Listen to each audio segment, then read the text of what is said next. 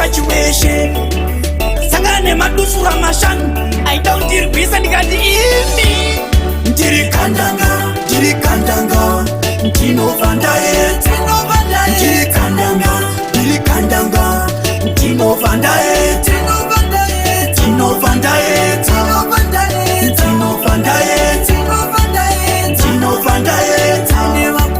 ndinovandaye tiri rume guru dinokumba churu tandini bamburu petange kangaru pamsaima bamburu tiri mukauru tiri tate guru munofava guru torwani mondoro tutauti fokoro foshoro ne foshoro toita tokororo toitange polo yang ano Sipambi yang toita tembongoro sikopu tonoro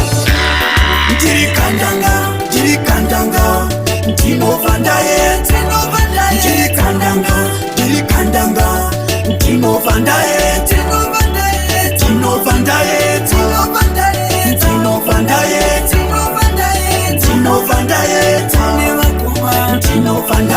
zinge Charumbira ndane nkurumbira tirwe kufungira kanwa kukumbira chisamere chiritamere saterere mpenga chere ngoma idzindopranya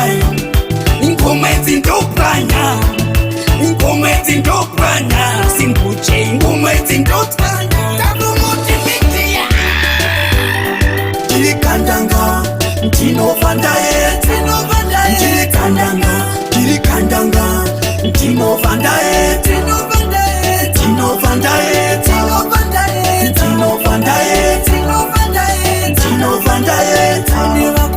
ndinovandaye tiri rume guru dinokumba churu tandini bamburu petange kangaru pamsaima bamburu tiri mukauru tiri tate guru munofava guru torwani mondoro tutauti fokoro foshoro ne foshoro toita tokororo petange polo yang ano Sipambi yang toita tembongoro sikopu tonoro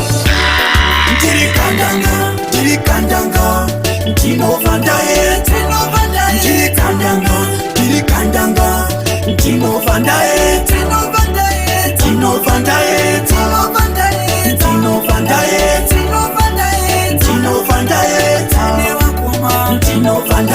zinge Charumbira ndane nkurumbira tirwe kufungira kanwa kukumbira chisamere chiritamere saterere mpenga chere